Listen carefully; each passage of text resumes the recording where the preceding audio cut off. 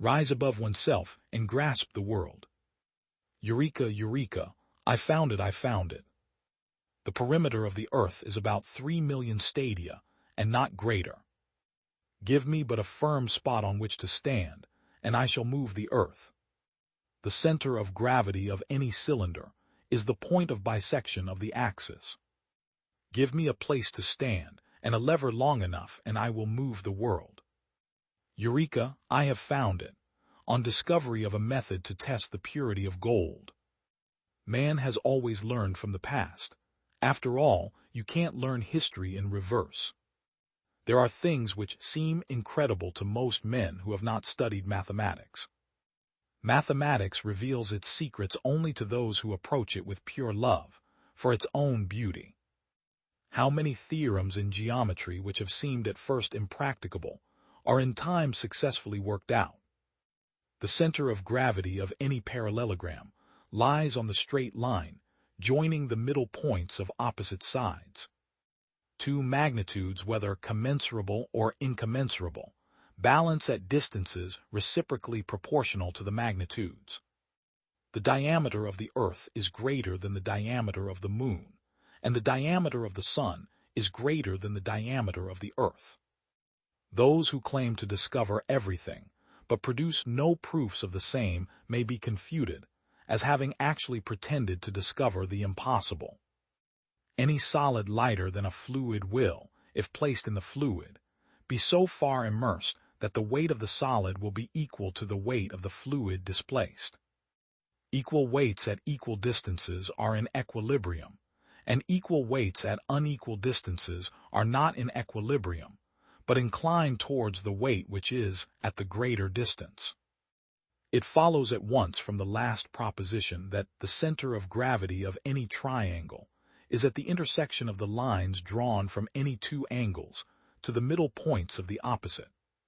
Supposed to have been his cry, jumping naked from his bath and running in the streets, excited by a discovery about water displacement to solve a problem about the purity of a gold crown.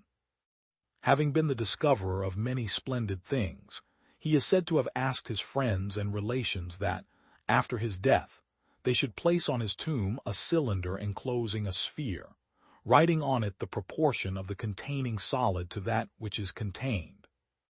I am persuaded that this method for calculating the volume of a sphere will be of no little service to mathematics, for I foresee that once it is understood and established, it will be used to discover other theorems which have not yet occurred to me by other mathematicians, now living or yet unborn. Many people believe that the grains of sand are infinite in multitude. Others think that, although their number is not without limit, no number can ever be named which will be greater than the number of grains of sand. But I shall try to prove to you that among the numbers which I have named there are those which exceed the number of grains in a heap of sand, the size not only of the earth, but even of the universe. Archimedes to Eratosthenes' greeting. Certain things first became clear to me by a mechanical method, although they had to be demonstrated by geometry afterwards, because their investigation by the said method did not furnish an actual demonstration.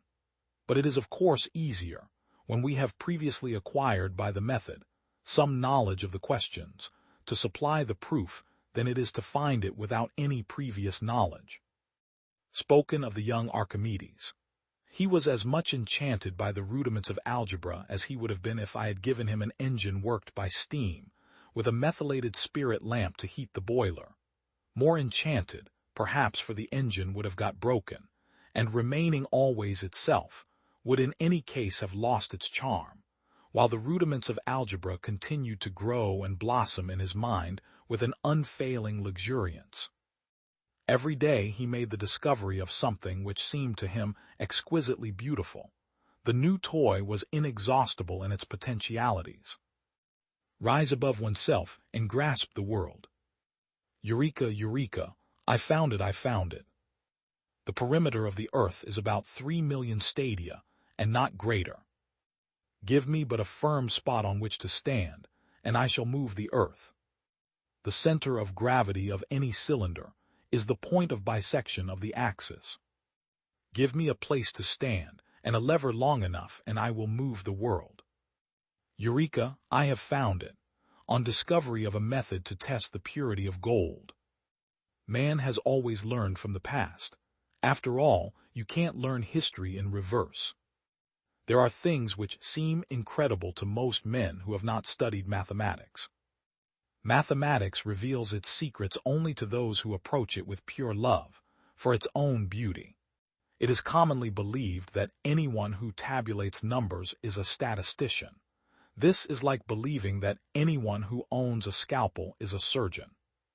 By the help of microscopes, there is nothing so small as to escape our inquiry. Hence there is a new visible world discovered to the understanding.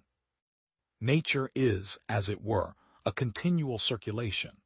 Water is raised in vapor into the air by one quality and precipitated down in drops by another. The rivers run into the sea, and the sea again supplies them. The footsteps of nature are to be tracked, not only in her ordinary course, but when she seems to be put to her shifts, to make many doublings and turnings, and to use some kind of art in endeavoring to avoid our discovery. The truth is, the science of nature has been already too long made only a work of the brain and the fancy. It is now high time that it should return to the plainness and soundness of observations on material and obvious things. The business and design of the Royal Society is to improve the knowledge of natural things and all useful arts, manufactures, mechanic practices, engines and inventions by experiments, not meddling with divinity, metaphysics, morals, politics, grammar, rhetoric, or logic. There is scarce any one invention which this nation has produced in our age, but it has some way or other been set forward by his assistants. He is indeed a man born for the good of mankind, and for the honor of his country. So I may thank God that Dr. Wilkins was an Englishman, for wherever he had lived, there had been the chief seat of generous knowledge and true philosophy. Most of these mountains and inland places whereon these kind of petrified bodies and shells are found at present, or have been heretofore, were formerly under the water, and that either by the descending of the waters to another part of the earth by the alteration of the center of gravity of the whole bulk, or rather by the eruption of some kind of subterraneous fires or earthquakes, great quantities of earth have been deserted by the water and laid bare and dry. For the members of the assembly having before their eyes so many fatal instances of the errors and falsehoods, in which the greatest part of mankind has so long wandered, because they relied upon the strength of humane reason alone, have begun anew to correct all hypotheses by sense, as seamen do their dead reckonings by celestial observations. And to this purpose, it has been their principal endeavor to enlarge and strengthen the senses by medicine, and by such outward instruments as are proper for their particular works. If the finding of coins, medals, urns, and other monuments of famous persons, or towns, or utensils, be admitted for unquestionable proofs that such persons or things have in former times had a being, certainly those petrifactions may be allowed to be of equal validity and evidence that there have been formerly such vegetables or animals. These are truly authentic antiquity, not to be counterfeited, the stamps and impressions and characters of nature that are beyond the reach and power of humane wit and invention, and are true universal characters legible to all rational men. Rise above oneself and grasp the world. Eureka, Eureka, I found it, I found it. The perimeter of the earth is about 3 million stadia, and not greater. Give me but a firm spot on which to stand, and I shall move the earth. The center of gravity of any cylinder is the point of bisection of the axis. Give me a place to stand, and a lever long enough, and I will move the world. Eureka, I have found it. On discovery of a method to test the purity of gold. Man has always learned from the past. After all, you can't learn history in reverse. There are things which seem incredible to most men who have not studied mathematics. Mathematics reveals its secrets only to those who approach it with pure love, for its own beauty. How many theorems in geometry which have seemed at first impracticable are in time successfully worked out? The center of gravity of any parallelogram lies. There is nothing without a reason. The present is big with the future. He who does not act does not exist. This is the best of all possible worlds. Why is there something rather than nothing? Every feeling is the perception of a truth. Nothing is necessitated whose opposite is possible. He who hasn't tasted bitter things hasn't earned sweet things. Music is a calculation which the soul makes unconsciously in secret. As far as we are capable of knowledge, we sin in neglecting to acquire it. Music is the hidden arithmetical exercise of a mind unconscious that it is calculating. Nothing is in the intellect that was not first in the senses, except the intellect itself. For all bodies are in perpetual flux like rivers, and parts are passing in and out of them continually. If you could blow the brain up to the size of a mill and walk about inside, you would not find consciousness.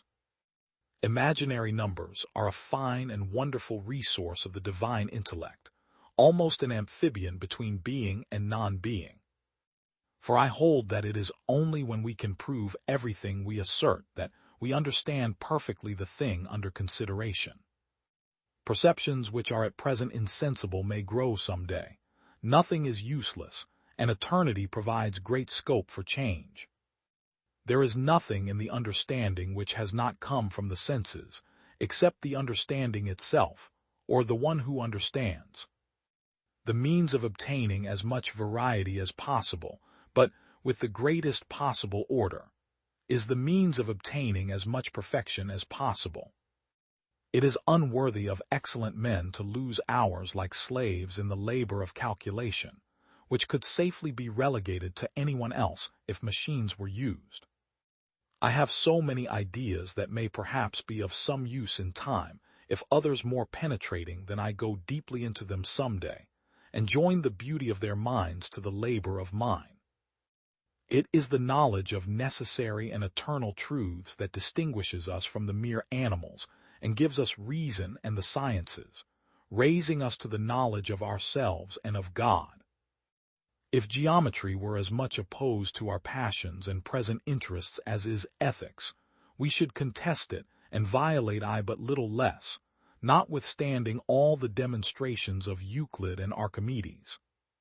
The mind is not only capable of knowing innate ideas, but further of finding them in itself, and if it had only the simple capacity to receive knowledge, it would not be the source of necessary truths. The mind leans on innate principles every moment, but it does not come so easily to distinguish them and to represent them distinctly and separately, because that demands great attention to its acts, and the majority of people, little accustomed to think, has little of it. This interconnection or accommodation of all created things to each other, and each to all the others, brings it about that each simple substance has relations that express all the others, and consequently, that each simple substance is a perpetual, living mirror of the universe. Nature has established patterns originating in the return of events, but only for the most part. New illnesses flood the human race, so that no matter how many experiments you have done on corpses, you have not thereby imposed a limit on the nature of events, so that in the future they could not vary.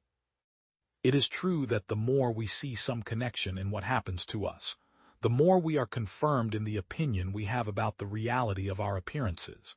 And it is also true that the more we examine our appearances closely, the more we find them well sequenced, as microscopes and other aids in making experiments have shown us.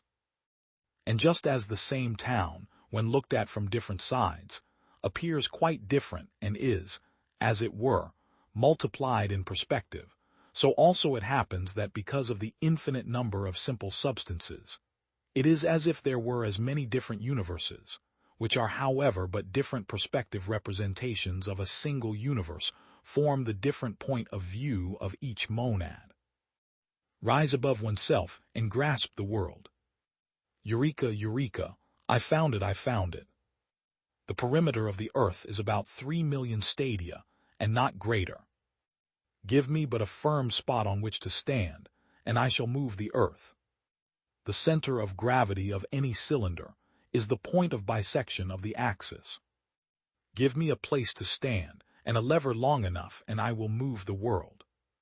Eureka, I have found it, on discovery of a method to test the purity of gold. Man has always learned from the past. After all, you can't learn history in reverse. There are things which seem incredible to most men who have not studied mathematics. Mathematics reveals its secrets only to those who approach it with pure love, for its own beauty. How many theorems in geometry which have seen morality is a private and costly luxury.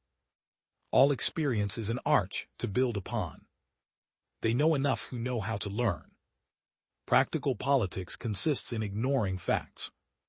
Politics is simply the organization of hatreds. Chaos was the law of nature. Order was the dream of man. There is no such thing as an underestimate of average intelligence. During an election campaign, the air is full of speeches and vice versa. A teacher affects eternity. He can never tell where his influence stops. Every man should have a fair-sized cemetery in which to bury the faults of his friends. A congressman is a pig. The only way to get his snout from the trough is to rap it sharply with a stick. Politics, as a practice, whatever its professions, has always been the systematic organization of hatreds. No man means all he says, and yet very few say all they mean, for words are slippery and thought is viscous.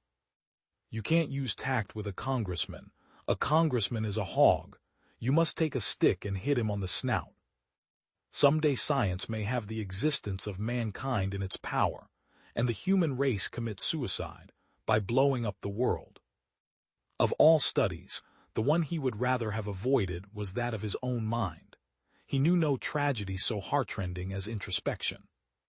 All taxation is an evil, but heavy taxes, indiscriminately levied on everything, are one of the greatest curses that can afflict a people. The Indian summer of life should be a little sunny and a little sad, like the season, and infinite in wealth and depth of tone, but never hustled. One friend in a lifetime is much, 2 are many, 3 are hardly possible. Friendship needs a certain parallelism of life, a community of thought, a rivalry of aim. The press is the hired agent of a moneyed system, and set up for no other purpose than to tell lies where their interests are involved. One can trust nobody and nothing. A parent gives life, but as parent gives no more. A murderer takes life, but his deed stops there. A teacher affects eternity. He can never tell where his influence stops. The whole fabric of society will go to rack if we really lay hands of reform on our rotten institutions. From top to bottom, the whole system is a fraud.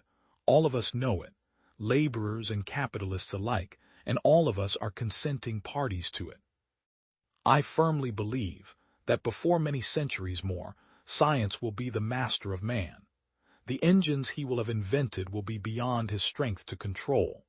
Someday, science shall have the existence of mankind in its power, and the human race commit suicide by blowing up the world. Modern politics is, at bottom, a struggle not of men but of forces.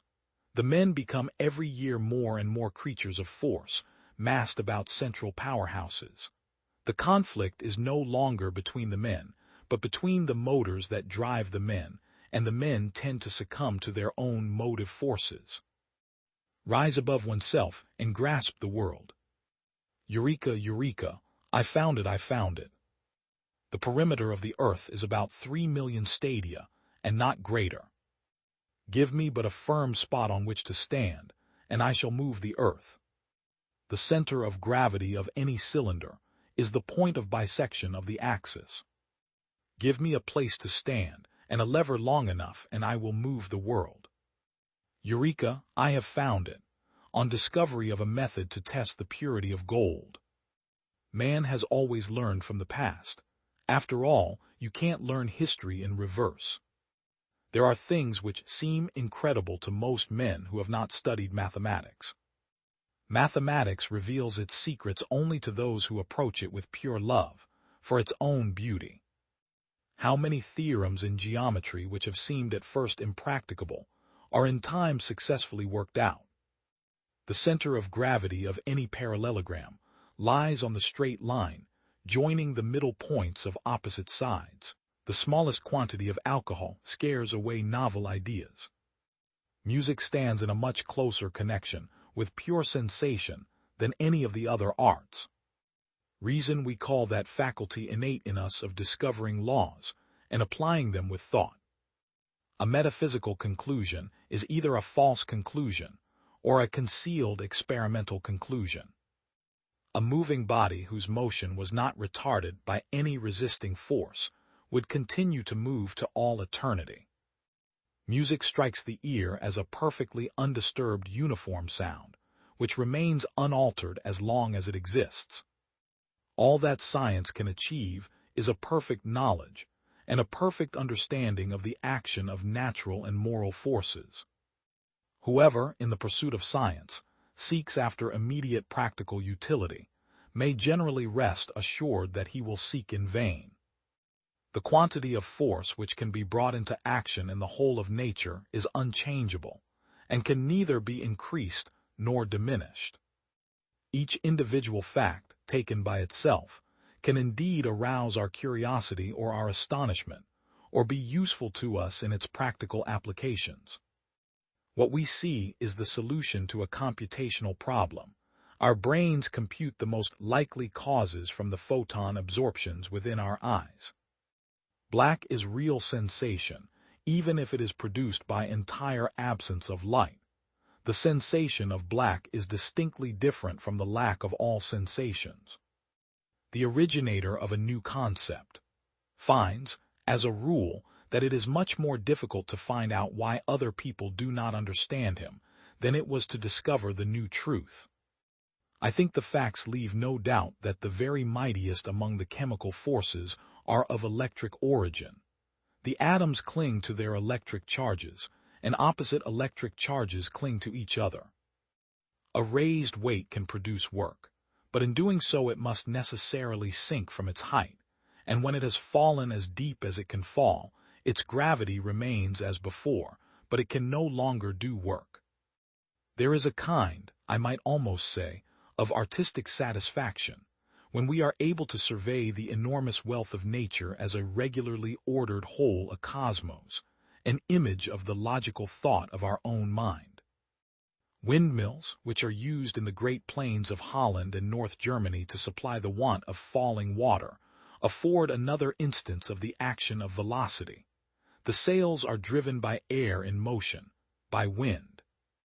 Not that I wish by any means to deny that the mental life of individuals and peoples is also in conformity with law, as is the object of philosophical, philological, historical, moral, and social sciences to establish. Just as a physicist has to examine the telescope and galvanometer with which he is working, has to get a clear conception of what he can attain with them, and how they may deceive him, so, too, it seemed to me necessary to investigate likewise the capabilities of our power of thought. The most startling result of Faraday's law is perhaps this. If we accept the hypothesis that the elementary substances are composed of atoms, we cannot avoid concluding that electricity also, positive as well as negative, is divided into definite elementary portions, which behave like atoms of electricity. Isolated facts and experiments have in themselves no value, however great their number may be. They only become valuable in a theoretical or practical point of view when they make us acquainted with the law of a series of uniformly recurring phenomena, or, it may be, only give a negative result showing an incompleteness in our knowledge of such a law, till then held to be perfect. During the first half of the present century, we had an Alexander von Humboldt, who was able to scan the scientific knowledge of his time in its details, and to bring it within one vast generalization. At the present juncture, it is obviously very doubtful whether this task could be accomplished in a similar way, even by a mind with gifts so peculiarly suited for the purpose as Humboldt's was, and if all his time and work were devoted to the purpose. The total quantity of all the forces capable of work in the whole universe remains eternal and unchanged throughout all their changes. All change in nature amounts to this, that force can change its form and locality, without its quantity being changed. The universe possesses, once for all, a store of force which is not altered by any change of phenomena, can neither be increased nor diminished, and which maintains any change which takes place on it. Rise above oneself and grasp the world. Eureka, eureka, I found it, I found it. The perimeter of the earth is about 3 million stadia, and not greater. Give me but a firm spot on which to stand, and I shall move the earth. The center of gravity of any cylinder is the point of bisection of the axis. Give me a place to stand, and a lever long enough, and I will move the world. Eureka, I have found it, on discovery of a method to test the purity of gold. Man has always learned from the past. After all, you can't learn history in reverse. There are things which seem incredible to most men who have not studied mathematics. Mathematics reveals its secrets only to those who approach it with pure love, for its own beauty. How many theorems in geometry which have seemed at first impracticable are in time successfully worked out. The center of gravity of any parallelogram lies on the straight line. I therefore take the liberty of proposing for this hypothetical new atom, which is not light but plays an essential part in every process of radiation, the name photon. It was not easy for a person brought up in the ways of classical thermodynamics to come around to the idea that gain of entropy eventually is nothing more nor less than loss of information. There is always the danger in scientific work that some word or phrase will be used by different authors to express so many ideas and surmises that, unless redefined, it loses all real significance. We frequently define an acid or a base as a substance whose aqueous solution gives, respectively, a higher concentration of hydrogen ion or of hydroxide ion than that furnished by pure water. This is a very one-sided definition. Since hydrogen is a constituent of most of our electrolytic solvents, the definition of an acid or base as a substance which gives up or takes up hydrogen ion would be more general than the one we used before, but it would not be universal. We may say that a basic substance is one which has a lone pair of electrons which may be used to complete the stable group of another atom, and that an acid is one which can employ a lone pair from another molecule in completing the stable group of one of its own atoms. A detective with his murder mystery, a chemist seeking the structure of a new compound, use little of the formal and logical modes of reasoning. Through a series of intuitions, surmises, fancies, they stumble upon the right explanation, and have a knack of seizing it when it once comes within reach. I take it that a monograph of this sort belongs to the ephemera literature of science. The studied care which is warranted in the treatment of the more slowly moving branches of science would be out of place here. Rather, with the pen of a journalist, we must attempt to record a momentary phase of current thought, which may at any instant change with kaleidoscopic abruptness. The scientist is a practical man, and his are practical, i.e., practically attainable aims. He does not seek the ultimate but the proximate. He does not speak of the last analysis but rather of the next approximation. His are not those beautiful structures so delicately designed that a single flaw may cause the collapse of the whole. The scientist builds slowly and with a gross but solid kind of masonry. If dissatisfied with any of his work, even if it be near the very foundations, he can replace that part without damage to the remainder. Rise above oneself and grasp the world. Eureka, eureka, I found it, I found it. The perimeter of the earth is about 3 million stadia, and not greater. Give me but a firm spot on which to stand, and I shall move the earth. The center of gravity of any cylinder is the point of bisection of the axis. Give me a place to stand, and a lever long enough, and I will move the world. Eureka, I have found it. On discovery of a method to test the purity of gold. Man has always learned from the past. After all, you can't learn history in reverse. There are things which seem incredible to most men who have not studied mathematics. Mathematics reveals its secrets only to those who approach it with pure love, for its own beauty. How many theorems in geometry which have seemed at first impracticable are in computers are like humans, they do everything except think. You don't have to be responsible for the world that you're in. Truth is much too complicated to allow anything but approximations. All stable processes we shall predict, all unstable processes we shall control. Young man, in mathematics you don't understand things, you just get used to them. There's no sense in being precise when you don't even know what you're talking about. There is no point in being precise if you do not even know what you are talking about. With 4 parameters I can fit an elephant, and with 5 I can make him wiggle his trunk. There probably is a God. Many things are easier to explain if there is than if there isn't. I am thinking about something much more important than bombs. I am thinking about computers. Problems are often stated in vague terms, because it is quite uncertain what the problems really are. Anyone who attempts to generate random numbers by deterministic means is, of course, living in a state of sin. I would like to make a confession which may seem immoral. I do not believe absolutely in Hilbert space anymore. If you tell me precisely what it is a machine cannot do, then I can always make a machine which will do just that. If people do not believe that mathematics is simple, it is only because they do not realize how complicated life is.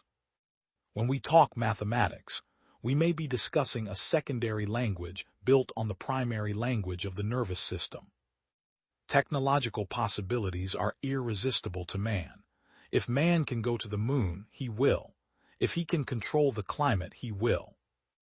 If one has really technically penetrated a subject, things that previously seemed in complete contrast might be purely mathematical transformations of each other. You insist that there is something a machine cannot do. If you tell me precisely what it is a machine cannot do, then I can always make a machine which will do just that. It is just as foolish to complain that people are selfish and treacherous as it is to complain that the magnetic field does not increase unless the electric field has a curl. Both are laws of nature. Science as well as technology will in the near and in the farther future increasingly turn from problems of intensity, substance, and energy to problems of structure, organization, information, and control. The total subject of mathematics is clearly too broad for any of us. I do not think that any mathematician since Gauss has covered it uniformly and fully. Even Hilbert did not, and all of us are of considerably lesser width, quite apart from the question of depth, than Hilbert. The calculus was the first achievement of modern mathematics, and it is difficult to overestimate its importance. I think it defines more unequivocally than anything else the inception of modern mathematics, and the system of mathematical analysis, which is its logical development, still constitutes the greatest technical advance in exact thinking. John von Neumann's remarks as keynote speaker at the first national meeting of the Association for Computing Machinery, 1947, as quoted in. By and large, it is uniformly true in mathematics that there is a time lapse between a mathematical discovery and the moment when it is useful, and that this lapse of time can be anything from 30 to 100 years, in some cases even more, and that the whole system seems to function without any direction, without any reference to usefulness, and without any desire to do things which are useful. The sciences do not try to explain, they hardly even try to interpret, they mainly make models.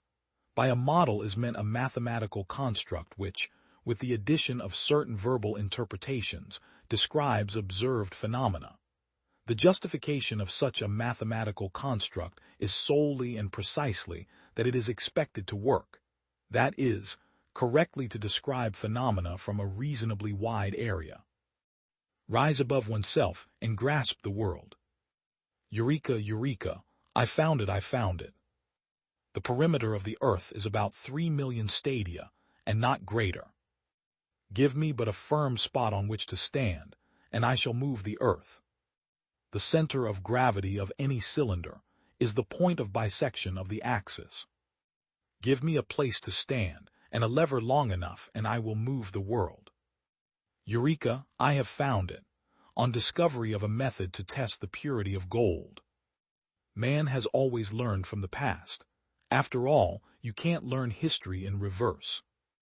There are things which seem incredible to most men who have not studied mathematics. Mathematics reveals its secrets only to those who approach it with pure love, for its own beauty. How many theorems in geometry which have seemed at first impracticable are in time successfully worked out? The center of gravity of any parallelogram lies on the straight line, joining the middle points of opposite sides. Nature never jests. The ovary of an ancestress will contain not only her daughter, but also her granddaughter, her great-granddaughter, and her great-great-granddaughter. And if it is once proved that an ovary can contain many generations, there is no absurdity in saying that it contains them all. I call that part of the human body irritable, which becomes shorter upon being touched, very irritable if it contracts upon a slight touch, and the contrary if by a violent touch it contracts but little. I call that a sensible part of the human body, which upon being touched transmits the impression of it to the soul.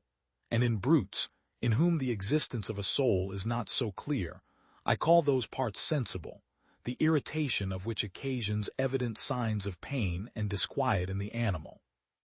On the contrary, I call that insensible, which being burnt, tore, pricked, or cut till it is quite destroyed, occasions no sign of pain nor convulsion, nor any sort of change in the situation of the body.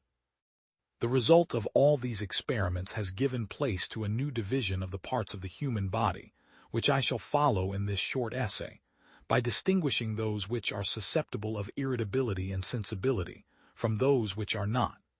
But the theory, why some parts of the human body are endowed with these properties, while others are not, I shall not at all meddle with.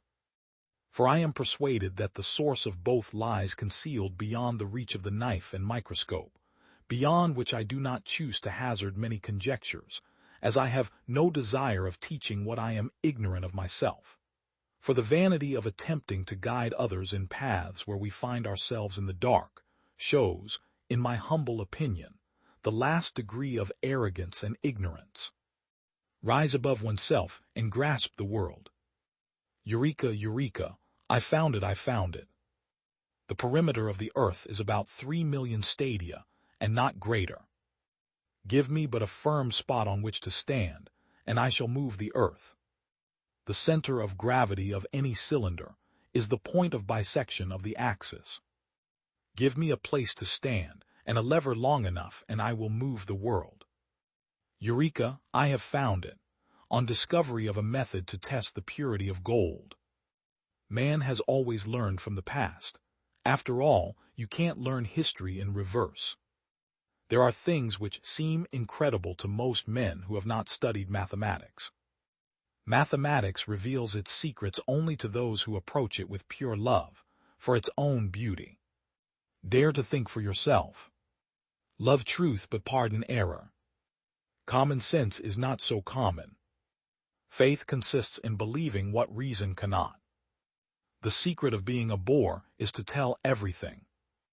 Every man is guilty of all the good he did not do. I don't know where I am going, but I am on my way. Ice cream is exquisite. What a pity it isn't illegal. Judge a man by his questions rather than by his answers. Now, my good man, this is no time to be making enemies. The most important decision you make is to be in a good mood. Cherish those who seek the truth, but beware of those who find it. God is a comedian playing to an audience that is too afraid to laugh. God is a circle whose center is everywhere and circumference nowhere. Life is a shipwreck, but we must not forget to sing in the lifeboats. Think for yourself, and let others enjoy the privilege of doing so too. Doubt is an uncomfortable condition, but certainty is a ridiculous one. Those who can make you believe absurdities can make you commit atrocities. It is better to risk saving a guilty person than to condemn an innocent one. The more I read, the more I acquire, the more certain I am that I know nothing. It is dangerous to be right in matters on which the established authorities are wrong. Let us read and let us dance. These two amusements will never do any harm to the world. Appreciation is a wonderful thing. It makes what is excellent in others belong to us as well. I have never made but one prayer to God, a very short one. O Lord, make my enemies ridiculous, and God granted it. Every man is a creature of the age in which he lives, and few are able to raise themselves above the ideas of the time. It is forbidden to kill. Therefore all murderers are punished unless they kill in large numbers and to the sound of trumpets. Our wretched species is so made that those who walk on the well-trodden path always throw stones at those who are showing a new road. Fools have a habit of believing that everything written by a famous author is admirable. For my part, I read only to please myself and like only what suits my taste. Despite the enormous quantity of books, how few people read.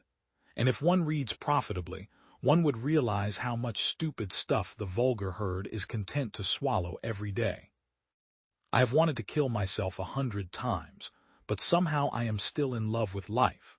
This ridiculous weakness is perhaps one of our more stupid melancholy propensities.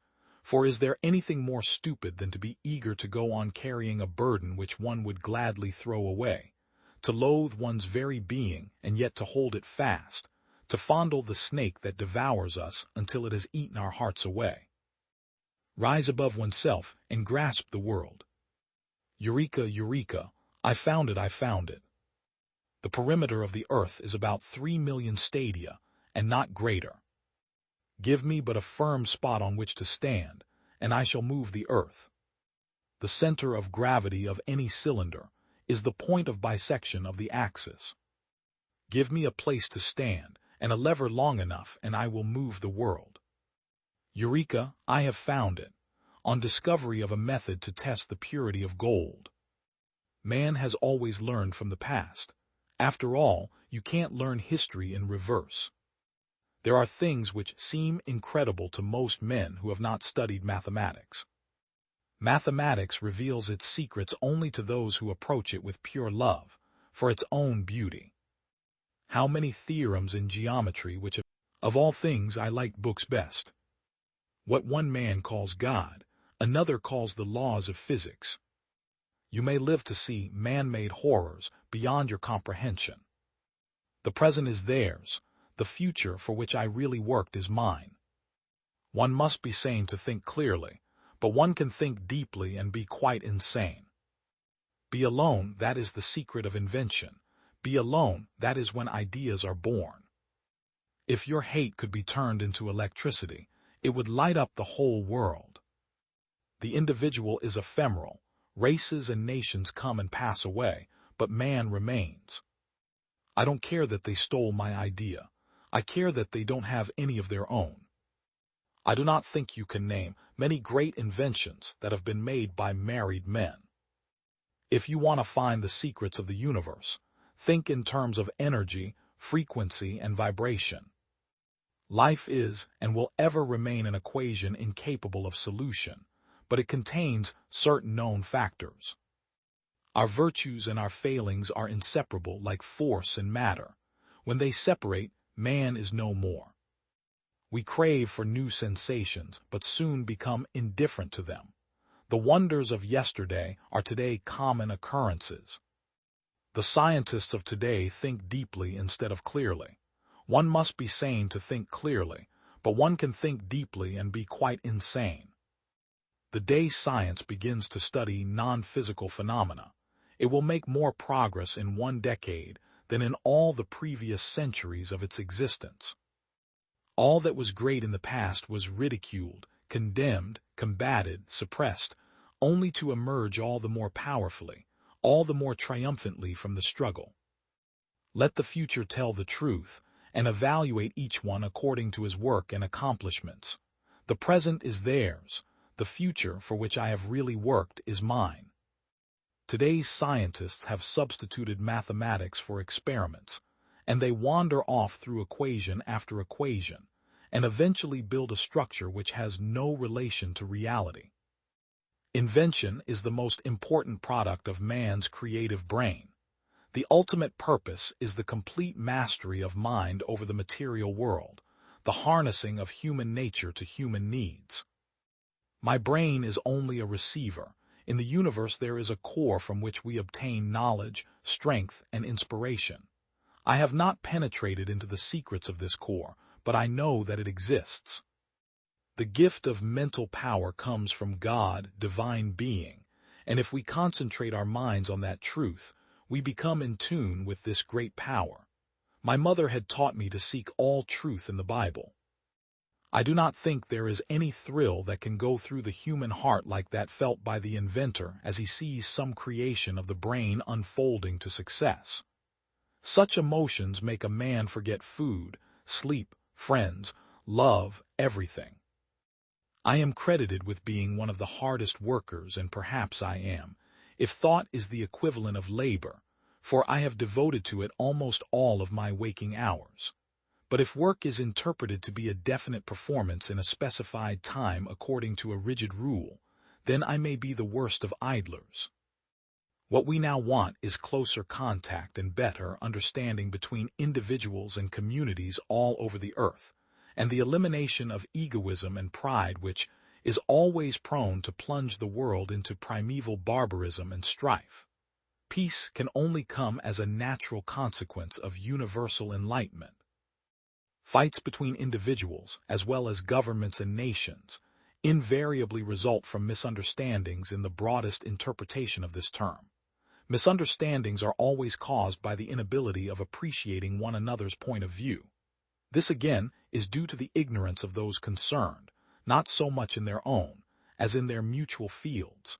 The peril of a clash is aggravated by a more or less predominant sense of combativeness, posed by every human being. To resist this inherent fighting tendency, the best way is to dispel ignorance of the doings of others by a systematic spread of general knowledge. With this object in view, it is most important to aid exchange of thought and intercourse. Rise above oneself and grasp the world. Eureka, eureka, I found it, I found it. The perimeter of the earth is about 3 million stadia, and not greater. Give me but a firm. Brisk talkers are generally slow thinkers. Vision is the art of seeing things invisible. War, that mad game the world so loves to play. In men desire begets love, and in women love begets desire. Every man desires to live long, but no man wishes to be old. Everybody wants to live forever, but nobody wants to grow old. Live every day as your last, because one of these days it will be. You cannot reason a person out of something they were not reasoned into. Politics, as the word is commonly understood, are nothing but corruptions. I never wonder to see men wicked, but I often wonder to see them not ashamed. Power is no blessing in itself, except when it is used to protect the innocent. There is no vice which mankind carries to such wild extremes as that of avarice. We have enough religion to make us hate, but not enough to make us love one another. There are few wild beasts more to be dreaded than a talking man having nothing to say. Laws are like cobwebs which may catch small flies, but let wasps and hornets break through. Some men, under the notion of weeding out prejudice, eradicate virtue, honesty, and religion. Every day is an opportunity to make a new happy ending. May you live all the days of your life. Satire is a sort of glass, wherein beholders do generally discover everybody's face but their own. How is it possible to expect that mankind will take advice when they will not so much as take warning? The ruin of a state is generally preceded by an universal degeneracy of manners and contempt of religion. You should never be ashamed to admit you have been wrong. It only proves you are wiser today than yesterday. When a true genius appears, you can know him by this sign, that all the dunces are in a confederacy against him. Falsehood flies and truth comes limping after it, so that when men come to be undeceived, it is too late. The jest is over, and the tale hath had its effect. I have ever hated all nations, professions, and communities, and all my love is toward individuals. For instance, I hate the tribe of lawyers, but I love. So with physicians, I will not speak of my own trade, soldiers, English, Scotch, French, and the rest.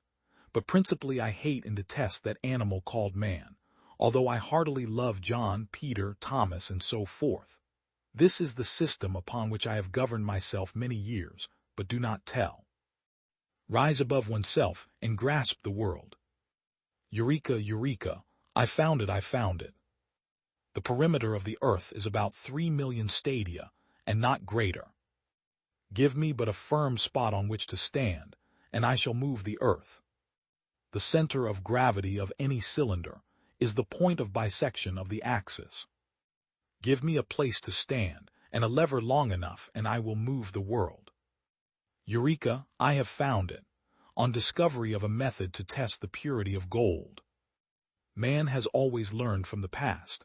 After all, you can't learn history in reverse. There are things which seem incredible to most men who have not studied mathematics. Mathematics reveals its secrets only to those who approach it with pure love, for its own beauty. How many theorems in geometry which have seemed at first impracticable are in time successfully worked out? The center of gravity of any parallelogram lies on the straight line, joining the middle points of opposite sides. Two magnitudes, whether commensurate, when it is useful to them, men can believe a theory of which they know nothing more than its name. The party that called itself liberal aimed at respecting the liberty to dispose of one's own goods. The assertion that men are objectively equal is so absurd that it does not even merit being refuted. My wish is to construct a system of sociology on the model of celestial mechanics, physics, and chemistry. For a very long time, and among a large number of peoples, political power has belonged to the owners of the land. Empirical laws have only slight or even no value beyond the limits within which they have been observed to be true. Give me a fruitful error any time, full of seeds, bursting with its own corrections. You can keep your sterile truth for yourself. The intent of sincere humanitarians is to do good to society, just as the intent of the child who kills a bird by too much fondling is to do good to the bird. In any series of elements to be controlled, a selected small fraction, in terms of numbers of elements, always accounts for a large fraction in terms of effect. Among civilized peoples, especially the very wealthy population of the United States of America, women have become objects of luxury who consume but do not produce. It is a known fact that almost all revolutions have been the work, not of the common people, but of the aristocracy, and especially of the decayed part of the aristocracy. Society is not homogeneous, and those who do not deliberately close their eyes have to recognize that men differ greatly from one another from the physical, moral, and intellectual viewpoints. Theories of natural law and the law of nations are another excellent example of discussions destitute of all exactness. Natural law is simply that law of which the person using the phrase approves. All governments use force, and all assert that they are founded on reason. In fact, whether universal suffrage prevails or not, it is always an oligarchy that governs, finding ways to give to the will of the people the expression which the few desire. Above, far above the prejudices and passions of men soar the laws of nature. Eternal and immutable, they are the expression of the creative power. They represent what is, what must be, what otherwise could not be. Man can come to understand that he is incapable of changing them. The diverse natures of men, combined with the necessity to satisfy in some manner the sentiment which desires them to be equal, has had the result that in the democracies they have endeavored to provide the appearance of power in the people, and the reality of power in an elite. The liberals who demanded equality of taxation on behalf of the poor, for instance, did not imagine that they would obtain progressive taxation to the disadvantage of the well-off, and that they would end up with an arrangement in which taxes are voted by those who do not pay them. Increase in the wealth per capita fosters democracy, but the latter, at least according to what we have been able to observe up to now, entails great destruction of wealth and even eventually dries up the sources of it. Hence it is its own grave digger, it destroys what gave it birth.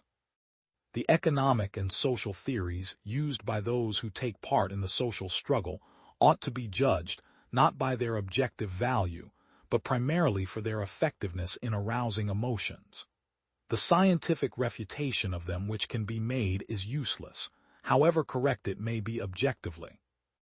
If your Noah and your ark is about to sink, look for the elephants first, because you can throw over a bunch of cats, dogs, squirrels, and everything else that is just a small animal and your ark will keep sinking. But if you can find one elephant to get overboard, you're in much better shape. There are some people who imagine that they can disarm their enemy by complacent flattery. They are wrong. The world has always belonged to the stronger and will belong to them for many years to come. Men only respect those who make themselves respected. Whoever becomes a lamb will find a wolf to eat him. Assume that the new elite were clearly and simply to proclaim its intentions which are to supplant the old elite. No one would come to its assistance. It would be defeated before having fought a battle. On the contrary, it appears to be asking nothing for itself, well knowing that without asking anything in advance it will obtain what it wants as a consequence of its victory. Men follow their sentiments and their self-interest, but it pleases them to imagine that they follow reason, and so they look for, and always find, some theory which, a posteriori, makes their actions appear to be logical. If that theory could be demolished scientifically, the only result would be that another theory would be substituted for the first one, and for the same purpose. Rise above oneself and grasp the world. Eureka, eureka, I found it, I found it. The perimeter of the earth is about 3 million stadia, and not greater. Give me but a firm spot on which to stand, and I shall move the earth. The center of gravity of any cylinder is the point of bisection of the axis. Give me a place to stand, and a lever long enough, and I will move the world. Eureka, I have found it, on discovery of a method to test the purity of gold. Man has always learned from the past. After all, you can't learn history in reverse. There are things which seem incredible to most men who have not studied mathematics. Mathematics reveals its secrets only to those who approach it with pure love, for its own beauty. How many theorems in geometry which have seemed at first impracticable are in time successfully worked out. The center of gravity of any parallelogram lies on the straight line. In other words, the Church acknowledges science as the higher authority. The development of a rational view of the nature of catalysis was thus absolutely dependent on the creation of the concept of the rate of chemical reaction. The individual organs follow the same pattern as the whole organism, i.e., they have their period of growth, of stationary, maximum activity, and then of aging decline. Nowadays, however, we recognize that simultaneously with the typical case of a chemical reaction, a typical case of catalytic effect had been studied which constitutes a limiting case. We know from biology that new forms of organisms simulate their primitive form as closely as possible at first, even though obliged to exist under changed internal and external conditions. For with pure water the inversion of cane sugar scarcely proceeds, and subsequently it required very thorough, difficult studies before this effect, and its order of magnitude were established. In specific circumstances, the period of aging decline can set in earlier in a particular organ than in the organism as a whole, which, in a certain general or theoretical sense, is left a cripple or invalid. It has pleased no less than surprised me that, of the many studies whereby I have sought to extend the field of general chemistry, the highest scientific distinction that there is today has been awarded for those on catalysis. The well-known fact that the form of a specific substance, e.g. water, and hence its properties can alter without a change in composition, was disposed of by the formal view that a physical, not a chemical, process was involved. The distinction between the old and the new formulations consisting in the incorporation of the concept of the rate of chemical reactions is so great that it immediately asserted itself in the objective development of catalysis. The worst manifestations of exhaustion were successfully cured by a long period of rest, but it was immediately apparent to me that I had lost once, and for all my former capacity for carrying out experimental work, until physically tired.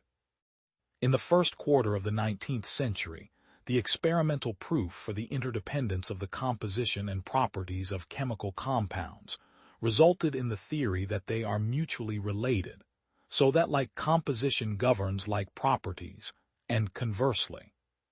Science is one land, having the ability to accommodate even more people as more residents gather in it. It is a treasure that is the greater the more it is shared. Because of that, each of us can do his work in his own way, and the common ground does not mean conformity. My only supporter and comrade in arms was Georg Helm, who had endeavored to formulate an energetic conception of science before me, and had presented his results in a treatise, Die Lehre von der Energie, exhibiting great independence of thought. But we were separated by his aversion to a realistic conception of energy. Consequently, each of us considered the other only a half-ally, toward whom an attitude of caution was necessary. Rise above oneself and grasp the world.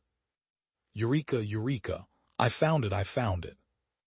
The perimeter of the earth is about 3 million stadia, and not greater. Give me but a firm spot on which to stand, and I shall move the earth.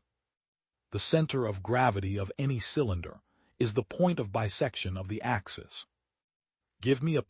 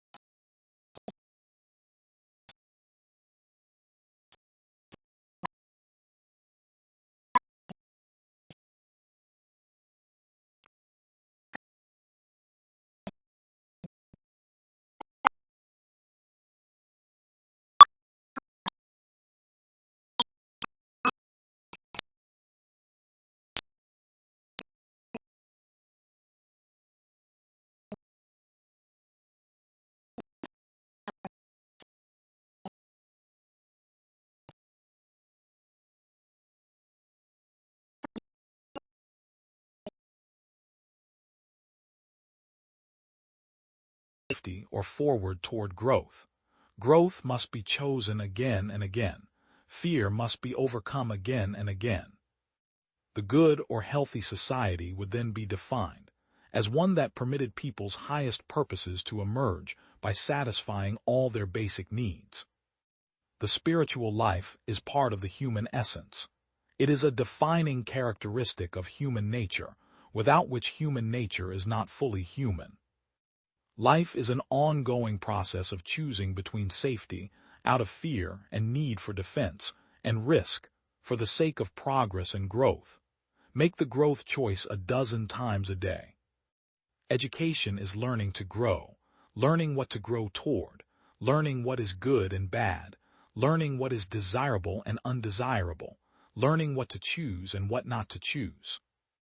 When people appear to be something other than good and decent, it is only because they are reacting to stress, pain, or the deprivation of basic human needs such as security, love, and self-esteem.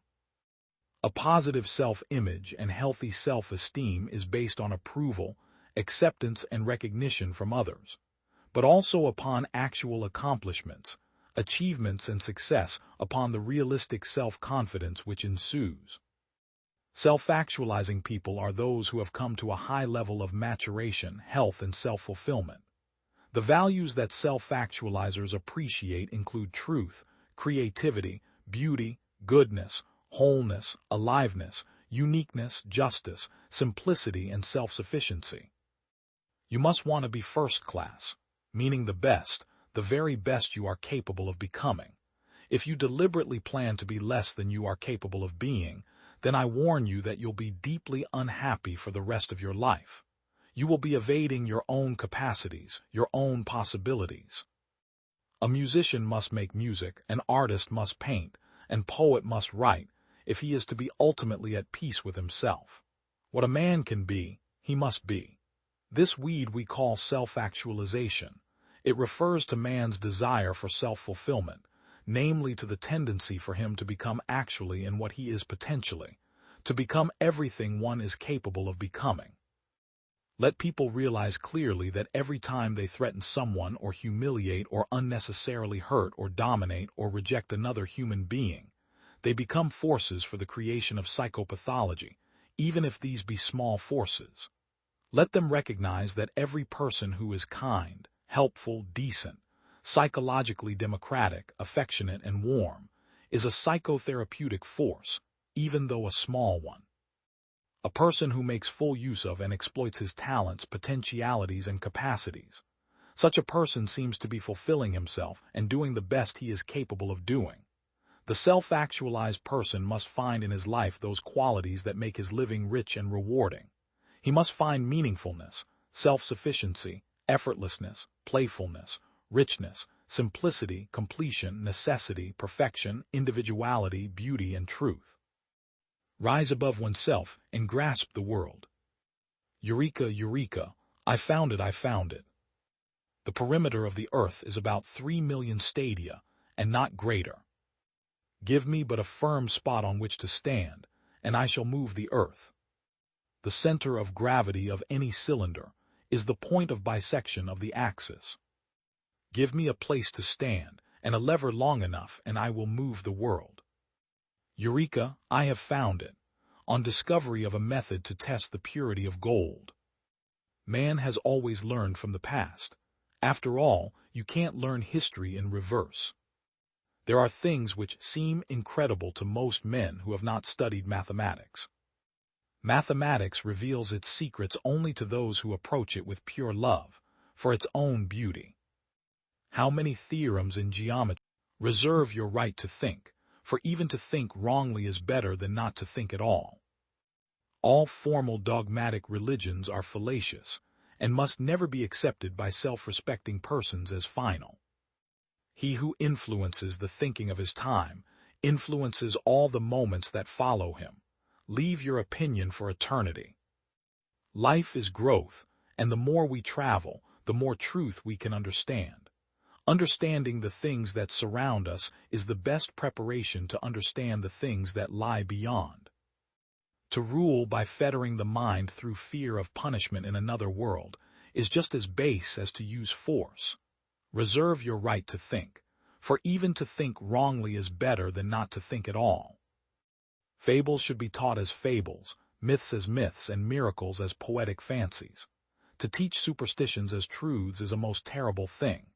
The child mind accepts and believes them, and only through great pain and perhaps tragedy can he be in after years relieved of them. In fact, men will fight for a superstition quite as quickly as for a living truth, often more so, since a superstition is so intangible you cannot get at it to refute it, but truth is a point of view, and so is changeable. Rise above oneself and grasp the world.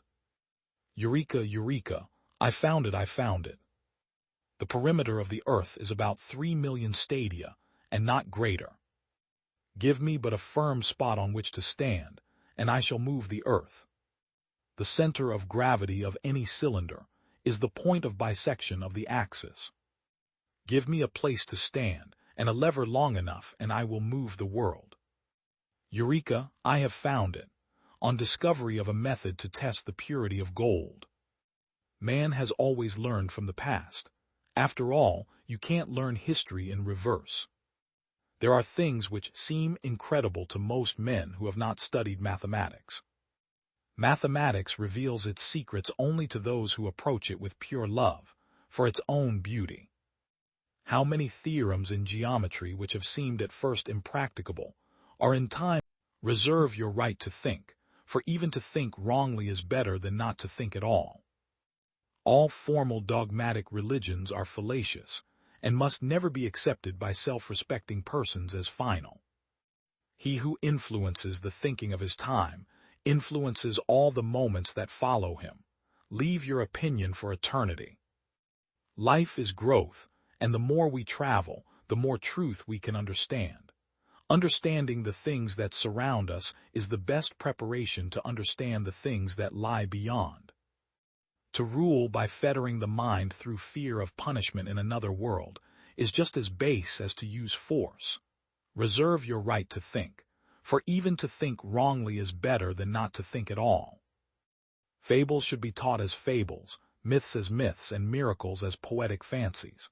To teach superstitions as truths is a most terrible thing. The child mind accepts and believes them, and only through great pain and perhaps tragedy can he be in after years relieved of them. In fact, men will fight for a superstition quite as quickly as for a living truth, often more so, since a superstition is so intangible you cannot get at it to refute it, but truth is a point of view, and so is changeable. Rise above oneself and grasp the world. Eureka, eureka, I found it, I found it. The perimeter of the earth is about 3 million stadia, and not greater. Give me but a firm spot on which to stand, and I shall move the earth. The center of gravity of any cylinder is the point of bisection of the axis. Give me a place to stand, and a lever long enough, and I will move the world. Eureka, I have found it, on discovery of a method to test the purity of gold. Man has always learned from the past. After all, you can't learn history in reverse. There are things which seem incredible to most men who have not studied mathematics. Mathematics reveals its secrets only to those who approach it with pure love, for its own beauty. How many theorems in geometry which have seemed at first impracticable are in time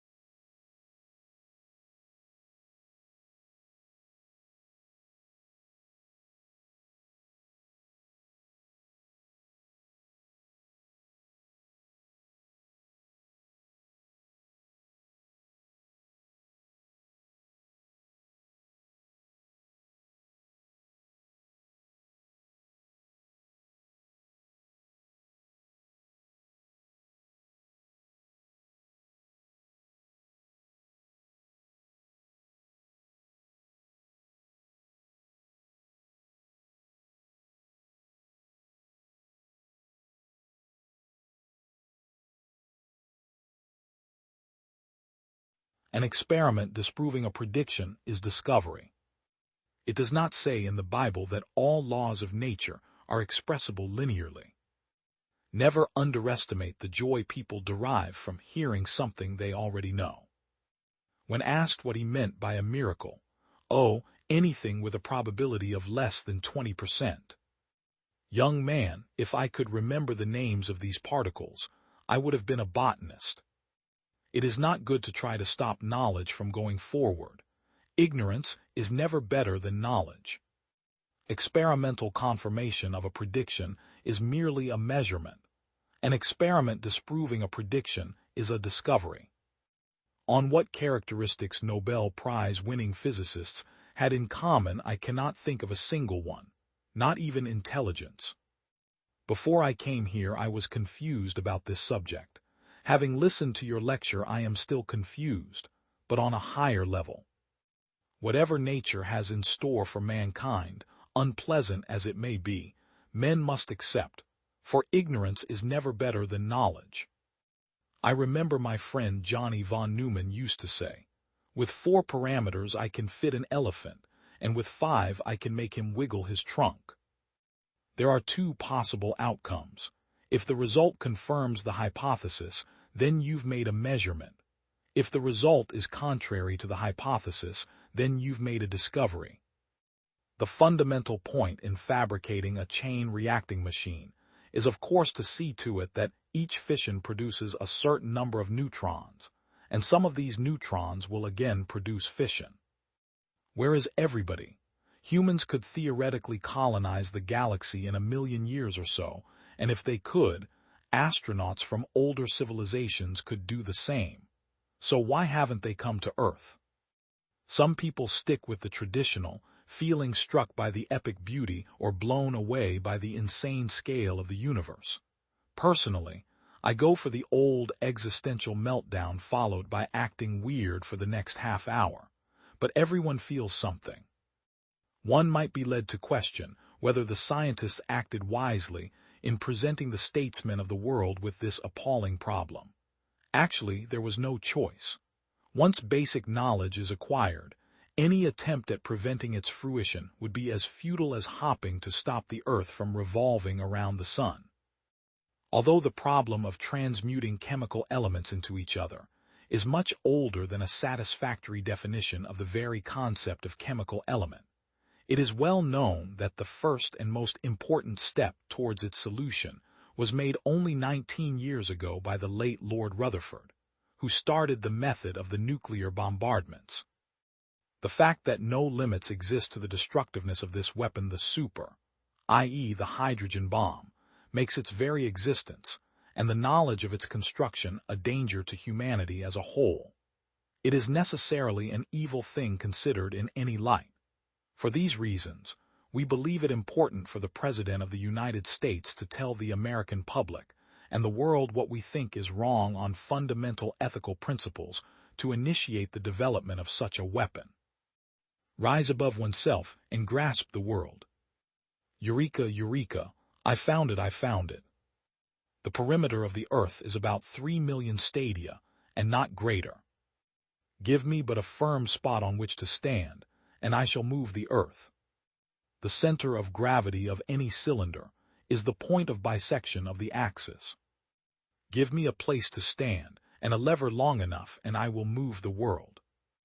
Eureka, I have found it, on discovery of a method to test the purity of gold. Man has always learned from the past. After all, you can't learn history in reverse. There are things which seem incredible to most men who have not studied mathematics. Mathematics reveals its secrets only to those who approach it with pure love, for its own beauty. How many theorems in geometry which have seemed at first impracticable are in time successfully worked out? The center of gravity of any parallelogram lies on the straight line. If there is a God, he's a great mathematician.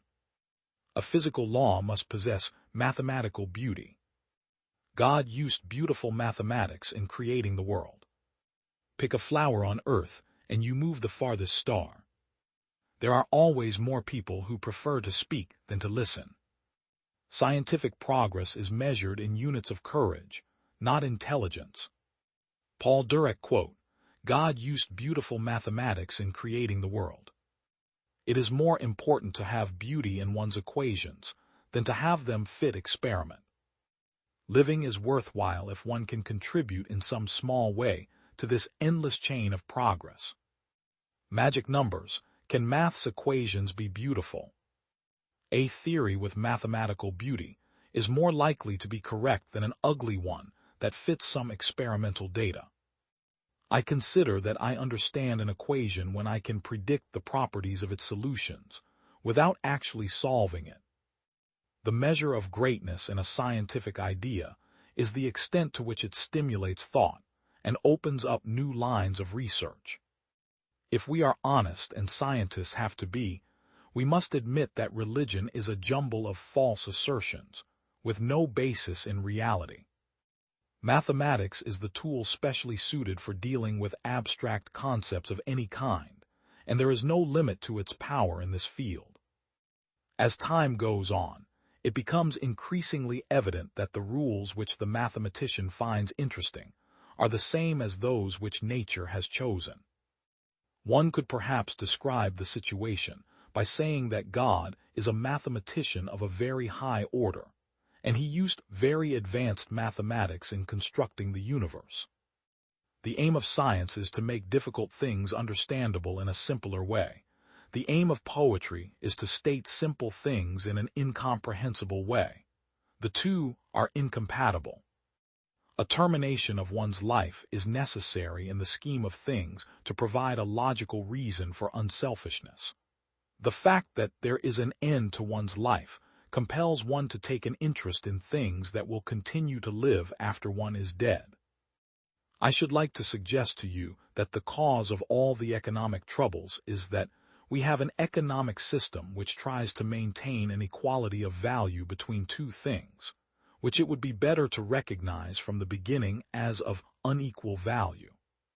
The fundamental laws necessary for the mathematical treatment of a large part of physics and the whole of chemistry are thus completely known, and the difficulty lies only in the fact that application of these laws leads to equations that are too complex to be solved. When Erwin Schrödinger went to the Solvay conferences in Brussels, he would walk from the station to the hotel where the delegates stayed, carrying all his luggage in a rucksack and looking so like a tramp that it needed a great deal of argument at the reception desk before he could claim a room. What makes the theory of relativity so acceptable to physicists, in spite of its going against the principle of simplicity, is its great mathematical beauty. This is a quality which cannot be defined, any more than beauty in art can be defined, but which people who study mathematics usually have no difficulty in appreciating.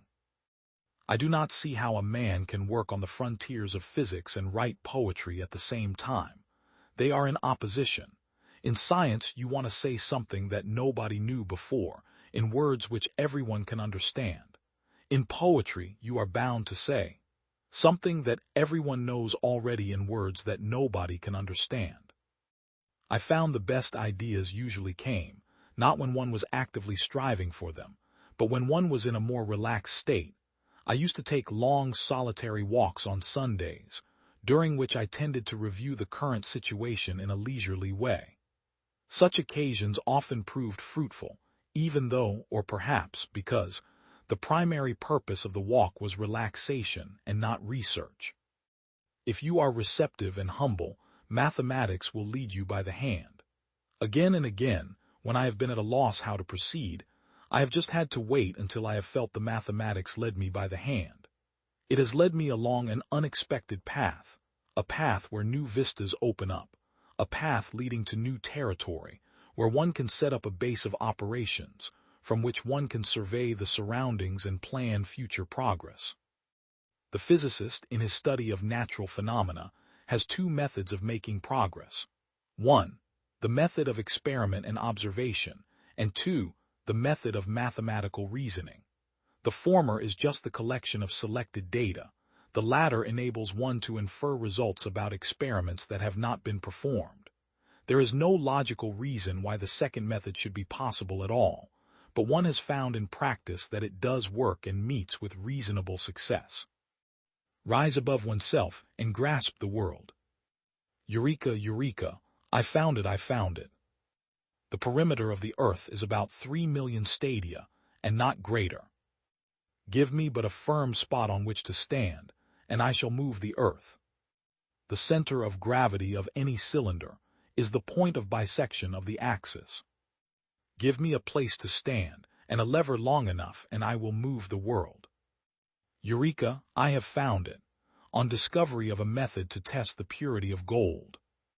Man has always learned from the past. After all, you can't learn history in reverse. There are things which seem incredible to most men who have not studied mathematics. Mathematics reveals its secrets only to those who approach it with pure love, for its own beauty. How many theorems in geometry which have seemed at all things happen by virtue of necessity. Many much-learned men have no intelligence. The man enslaved to wealth can never be honest. Sexual intercourse is a slight attack of apoplexy. The sweetest things become the most bitter by excess. We know nothing in reality, for truth lies in an abyss. Our sins are more easily remembered than our good deeds. Men will cease to be fools only when they cease to be men. Some men are masters of cities, but are enslaved to women. It is better to destroy one's own errors than those of others. It is greed to do all the talking, but not to want to listen at all. Nothing exists except atoms and empty space. Everything else is opinion. My enemy is not the man who wrongs me, but the man who means to wrong me. It is hard to fight desire, but to control it is the sign of a reasonable man. Throw moderation to the winds, and the greatest pleasures bring the greatest pains. Happiness resides not in possessions, and not in gold. Happiness dwells in the soul. The pride of youth is in strength and beauty. The pride of old age is in discretion. The wise man belongs to all countries, for the home of a great soul is the whole world. The brave man is not only he who overcomes the enemy, but he who is stronger than pleasures. Happiness resides not in possessions, and not in gold. Happiness dwells in the soul. The first principles of the universe are atoms and empty space. Everything else is merely thought to exist. Men find happiness neither by means of the body nor through possessions, but through uprightness and wisdom. If your desires are not great, a little will seem much to you, for small appetite makes poverty equivalent to wealth. Everywhere man blames nature and fate, yet his fate is mostly but the echo of his character and passion, his mistakes and his weaknesses. People sometimes rationalize their greed by saying that it is all for the good of their children, but this is nothing but an excuse they use to make their despicable actions appear respectable and praiseworthy. Rise above oneself and grasp the world. Eureka, eureka, I found it, I found it.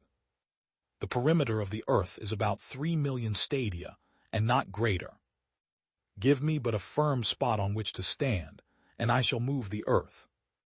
The center of gravity of any cylinder is the point of bisection of the axis. Give me a place to stand, and a lever long enough, and I will move the world. Eureka, I have found it, on discovery of a method to test the purity of gold. Man has always learned from the past. After all, you can't learn history in reverse. There are things which seem incredible to most men who have not studied mathematics. Mathematics reveals its secrets only to those who approach it with pure love, for its own beauty. How many theorems in geometry which have seemed at first impracticable. The world is my country, science is my religion. I believe that we do not know anything for certain, but everything probably. The taste of music with the inhabitants of Venus and Jupiter is at a high level, similar to that of Frenchmen or Italians. I esteem his understanding and subtlety highly, but I consider that they have been put to ill use in the greater part of his work, where the author studies things of little use. What a wonderful and amazing scheme have we here of the magnificent vastness of the universe. So many suns, so many earths, and every one of them stocked with so many herbs, trees, and animals, and adorned with so many seas and mountains. And how must our wonder and admiration be increased when we consider the prodigious distance and multitude of the stars? How vast those orbs must be, and how inconsiderable this earth, the theater upon which all our mighty designs, all our navigations, and all our wars are transacted, is when compared to them. A very fit consideration and matter of reflection for those kings and princes who sacrifice the lives of so many people, only to flatter their ambition in being masters of some pitiful corner of this small spot. We may mount from this dull earth, and viewing it from on high, consider whether nature has laid out all her cost and finery upon this small speck of dirt. So, like travelers into other distant countries, we shall be better able to judge of what's done at home, know how to make a true estimate of, and set its own value upon everything. We shall be less apt to admire what this world calls great, shall nobly despise those trifles the generality of men set their affections on, when we know that there are a multitude of such earths inhabited and adorned as well as our own. A man that is of Copernicus' opinion, that this earth of ours is a planet, carried round and enlightened by the sun, like the rest of them, cannot but sometimes have a fancy, that the rest of the planets have their dress and furniture, nay, and their inhabitants too, as well as this earth of ours. But we were always apt to conclude that 'twas in vain to inquire after what nature had been pleased to do there, seeing there was no likelihood of ever coming to an end of the inquiry. But a while ago, thinking somewhat seriously on this matter, not that I count myself quicker-sighted than those great men of the past, but that I had the happiness to live after most of them, methoughts the inquiry was not so impracticable, nor the way so stopped up with difficulties, but that there was very good room left for probable conjectures. Rise above oneself and grasp the world. Eureka, eureka, I found it, I found it. The perimeter of the earth is about 3 million stadia, and not greater. Give me but a firm spot on which to stand, and I shall move the earth. The center of gravity of any cylinder is the point of bisection of the axis. Give me a place to stand, and a lever long enough, and I will move the world. Eureka, I have found it, on discovery of a method to test the purity of gold. Man has always learned from the past. After all, you can't learn history in reverse. There are things which seem incredible to most men who have not studied mathematics. Mathematics reveals its secrets only to those who approach it with pure love, for its own beauty. How many theorems in geometry which have seemed nothing is more practical than a good theory. The life contest is primarily a competition for available energy. In my view, all salvation for philosophy may be expected to come from Darwin's theory. Bring forward what is true, write it so that it is clear, defend it to your last breath. Thermodynamics, correctly interpreted, does not just allow Darwinian evolution, it favors it. Available energy is the main object at stake in the struggle for existence and the evolution of the world. Which is more remarkable fact about America, that millionaires are idealists or idealists become millionaires. Philosophy gets on my nerves. If we analyze the ultimate ground of everything, then everything finally falls into nothingness. But I have decided to resume my lectures again and look the hydra of doubt straight into the eye, and it be quite ominous if one values one's life. Since a given system can never of its own accord go over into another equally probable state, but into a more probable one, it is likewise impossible to construct a system of bodies that after traversing various states returns periodically to its original state. That is a perpetual motion machine. To go straight to the deepest depth, I went for Hegel. What unclear, thoughtless flow of words I was to find there. My unlucky star led me from Hegel to Schopenhauer. Even in Kant there were many things that I could grasp so little that, given his general acuity of mind, I almost suspected that he was pulling the reader's leg or was even an impostor. The most ordinary things are to philosophy a source of insoluble puzzles. With infinite ingenuity it constructs a concept of space or time, and then finds it absolutely impossible that there be objects in this space, or that processes occur during this time. The source of this kind of logic lies in excessive confidence in the so-called laws of thought.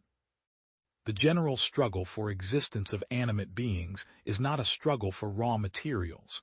These for organisms are air, water, and soil, all abundantly available, nor for energy which exists in plenty in the sun and any hot body in the form of heat, but rather a struggle for entropy, which becomes available through the transition of energy from the hot sun to the cold earth. It must be splendid to command millions of people in great national ventures, to lead 100,000 to victory in battle. But it seems to me greater still to discover fundamental truths in a very modest room with very modest means. Truths that will still be foundations of human knowledge, when the memory of these battles is painstakingly preserved only in the archives of the historian. Who is not familiar with Maxwell's memoirs on his dynamical theory of gases? From one side enter the equations of state, from the other side the equations of motion in a central field. Ever higher soars the chaos of formulae. Suddenly we hear, as from kettle drums, the 4 beats put in equals 5. The evil spirit V vanishes, and that which had seemed insuperable has been overcome as if by a stroke of magic. One result after another follows in quick succession till at last we arrive at the conditions for thermal equilibrium together with expressions for the transport coefficients. Rise above oneself and grasp the world. Eureka, eureka, I found it, I found it. The perimeter of the earth is about 3 million stadia, and not greater. All children are born atheists. They have no idea of God. The source of man's unhappiness is his ignorance of nature. The unhappiness of people is due to their ignorance of nature. All religions are ancient monuments to superstition, ignorance, and ferocity. Tolerance and freedom of thought are the veritable antidotes to religious fanaticism. If the ignorance of nature gave birth to gods, the knowledge of nature is calculated to destroy them. It is only by dispelling the clouds and phantoms of religion that we shall discover truth, reason, and morality. It is thus superstition infatuates man from his infancy, fills him with vanity, and enslaves him with fanaticism. The atheist destroys the chimeras which afflict the human race, and so leads men back to nature, to experience, and to reason. All religious notions are uniformly founded on authority. All the religions of the world forbid examination, and are not disposed that men should reason upon them. Nature, you say, is totally inexplicable without a God. That is to say, to explain what you understand very little, you have need of a cause which you understand not at all. Savage and furious nations, perpetually at war, adore under diverse names some God conformable to their ideas, that is to say, cruel, carnivorous, selfish, bloodthirsty. The universe, that vast assemblage of everything that exists, presents only matter and motion. The whole offers to our contemplation nothing but an immense, an uninterrupted succession of causes and effects. When we examine the opinions of men, we find that nothing is more uncommon than common sense. Or, in other words, they lack judgment to discover plain truths, or to reject absurdities and palpable contradictions. If the ministers of the Church have often permitted nations to revolt for heaven's cause, they never allowed them to revolt against real evils or known violences. It is from heaven that the chains have come to fetter the minds of mortals. If we go back to the beginnings of things, we shall always find that ignorance and fear created the gods, that imagination, rapture, and deception embellished them, that weakness worships them, that custom spares them, and that tyranny favors them in order to profit from the blindness of men. Men always fool themselves when they give up experience for systems born of the imagination. Man is the work of nature, he exists in nature, he is subject to its laws, he cannot break free, he cannot leave even in thought. It is in vain that his spirit wants to soar beyond the bounds of the visible world, he is always forced to return. Suns are extinguished or become corrupted, planets perish and scatter across the wastes of the sky. Other suns are kindled, new planets form to make their revolutions or describe new orbits, and man, an infinitely minute part of a globe which itself is only an imperceptible point in the immense whole, believes that the universe is made for himself. What indeed is an atheist? He is one who destroys delusions which are harmful to humanity in order to lead men back to nature, to reality, to reason. He is a thinker who, having reflected on the nature of matter, its energy, properties, and ways of acting, has no need of idealized powers or imaginary intelligences to explain the phenomena of the universe and the operations of nature. It is thus religion infatuates man from his infancy, fills him with vanity and fanaticism. If he has a heated imagination, it drives him on to fury. If he has activity, it makes him a madman, who is frequently as cruel to himself, as he is dangerous and incommodious to others. If, on the contrary, he be phlegmatic or of a slothful habit, he becomes melancholy and is useless to society. Religion has ever filled the mind of man with darkness, and kept him in ignorance of his real duties and true interests. It is by dispelling the clouds and phantoms of religion that we shall discover truth, morality, and reason. Religion diverts us from the causes of evils, and from these remedies which nature advocates, far from curing. It only aggravates, perpetuates, and multiplies them. People have suffered and become insane for centuries by the thought of eternal punishment after death. Wouldn't it be better to depend on blind matter than a God who puts out traps for people, invites them to sin, and allows them to sin and commit crimes he could prevent, only to finally get the barbarian pleasure to punish them in an excessive way, of no use for himself, without them changing their ways, and without their example preventing others from committing crimes? The inward persuasion that we are free to do or not to do a thing is but a mere illusion. If we trace the true principle of our actions, we shall find that they are always necessary consequences of our volitions and desires, which are never in our power. You think yourself free because you do what you will, but are you free to will or not to will, to desire or not to desire? Are not your volitions and desires necessarily excited by objects or qualities totally independent of you? The Jehovah of the Jews is a suspicious tyrant, who breathes nothing but blood, murder, and carnage, and who demands that they should nourish him with the vapors of animals. The Jupiter of the pagans is a lascivious monster. The Moloch of the Phoenicians is a cannibal. The pure mind of the Christians resolved, in order to appease his fury, to crucify his own son. The savage god of the Mexicans cannot be satisfied without thousands of mortals which are immolated to his sanguinary appetite. How could the human mind progress, while tormented with frightful phantoms and guided by men, interested in perpetuating its ignorance and fears? Man has been forced to vegetate in his primitive stupidity. He has been taught stories about invisible powers upon whom his happiness was supposed to depend. Occupied solely by his fears, and by unintelligible reveries, he has always been at the mercy of priests, who have reserved to themselves the right of thinking for him, and of directing his actions. Rise above oneself and grasp the world. Eureka, eureka, I found it, I found it. The perimeter of the earth is about 3 million stadia, and not greater. Give me but a firm spot on which to stand, and I shall move the earth. The center of gravity of any cylinder is the point of bisection of the axis.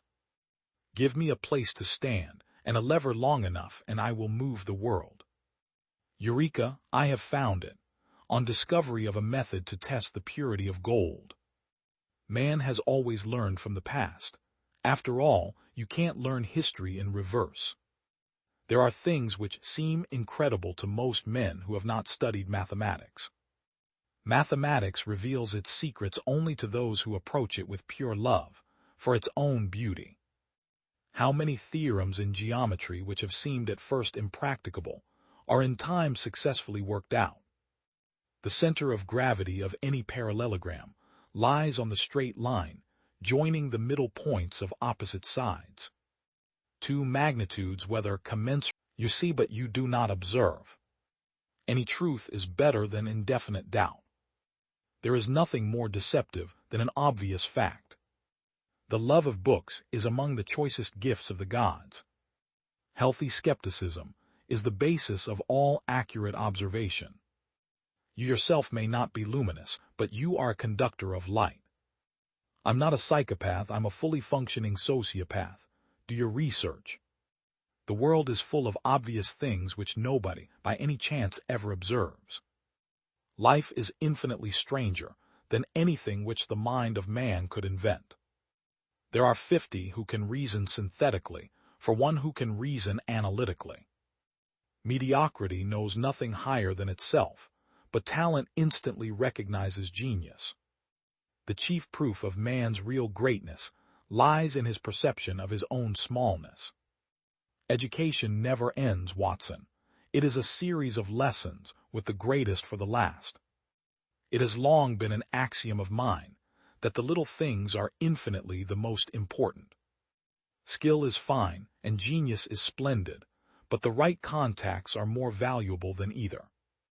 It is stupidity, rather than courage, to refuse to recognize danger when it is close upon you. When you have eliminated the impossible, what is left, no matter how unlikely, is the truth. When the impossible has been eliminated, all that remains, no matter how improbable, is possible. It is a fool's plan to teach a man to be a cur in peace, and think that he will be a lion in war. It is a capital mistake to theorize before one has data. Insensibly, one begins to twist facts to suit theories, instead of theories to suit facts. How sweet the morning air is! How small we feel with our petty ambitions and strivings in the presence of the great elemental forces of nature. The most dangerous condition for a man or a nation is when his intellectual side is more developed than his spiritual. Is that not exactly the condition of the world today? A dog reflects the family life. Whoever saw a frisky dog in a gloomy family, or a sad dog in a happy one? Snarling people have snarling dogs, dangerous people have dangerous ones. Depend upon it, there comes a time when for every addition of knowledge you forget something that you knew before. It is of the highest importance, therefore, not to have useless facts elbowing out the useful ones. When the spirits are low, when the day appears dark, when work becomes monotonous, when hope hardly seems worth having, just mount a bicycle and go out for a spin down the road, without thought on anything but the ride you are taking. Rise above oneself and grasp the world. Eureka, eureka, I found it, I found it. The perimeter of the earth is about 3 million stadia, and not greater. Give me but a firm spot on. Friends are thieves of time. Wonder is the seed of knowledge. All colors will agree in the dark. Money is a great servant, but a bad master. Silence is the sleep that nourishes wisdom. Man prefers to believe what he prefers to be true. A bad man is worse when he pretends to be a saint. Who questions much shall learn much and retain much. Prosperity discovers vice, adversity discovers virtue. A wise man will make more opportunities than he finds. We rise to great heights by a winding staircase of small steps. It's not what we profess, but what we practice that gives us integrity. Truth can never be reached by just listening to the voice of an authority. I will never be an old man. To me, old age is always 15 years older than I am. Hope is the most beneficial of all the affections, and doth much to the prolongation of life. If we are to achieve things never before accomplished, we must employ methods never before attempted. Write down the thoughts of the moment. Those that come unsought for are commonly the most valuable. Read not to contradict and confute, nor to believe and take for granted, but to weigh and consider. A little science estranges a man from God, but an in-depth study of science makes him a believer in God. Imagination was given to man to compensate him for what he is not, a sense of humor to console him for what he is. If a man will begin with certainties, he shall end in doubts, but if he will content to begin with doubts, he shall end in certainties. Begin doing what you want to do now. We are not living in eternity. We have only this moment, sparkling like a star in our hand and melting like a snowflake. There is a difference between happiness and wisdom. He that thinks himself the happiest man is really so, but he that thinks himself the wisest is generally the greatest fool. It's not what we eat but what we digest that makes us strong, not what we gain but what we save that makes us rich, not what we read but what we remember that makes us learned, and not what we profess but what we practice that gives us integrity. Some men covet knowledge out of a natural curiosity and inquisitive temper, some to entertain the mind with variety and delight, some for ornament and reputation, some for victory and contention, many for lucre and a livelihood, and but few for employing the divine gift of reason to the use and benefit of mankind. Rise above oneself and grasp the world. Eureka, eureka, I found it, I found it. The perimeter of the earth is about 3 million stadia, and not science is the search for truth. Life is a relationship between molecules. Optimum nutrition is the medicine of tomorrow. The best way to have a good idea is to have a lot of ideas. Everyone should know that the war on cancer is largely a fraud. There is no safe amount of radiation. Even small amounts do harm. Life is a relationship among molecules and not a property of any molecule. Just one living cell in the human body is more complex than New York City. Satisfaction of one's curiosity is one of the greatest sources of happiness in life. You can trace every sickness, every disease, and every ailment to a mineral deficiency. Do unto others 20% better than you would expect them to do unto you, to correct for subjective error. Every ailment, every sickness, and every disease can be traced back to an organic trace mineral deficiency. Provided one has the correct level of vitamin, mineral, and nutritional input, the body can overcome disease. Man's great power of thinking, remembering, and communicating are responsible for the evolution of civilization. Science is the search for truth. It is not a game in which one tries to beat his opponent, to do harm to others. If you want to have good ideas, you must have many ideas. Most of them will be wrong, and what you have to learn is which ones to throw away. Humanism is a philosophy of joyous service for the greater good of all humanity, of application of new ideas of scientific progress for the benefit of all. Science is the search for truth, that is the effort to understand the world.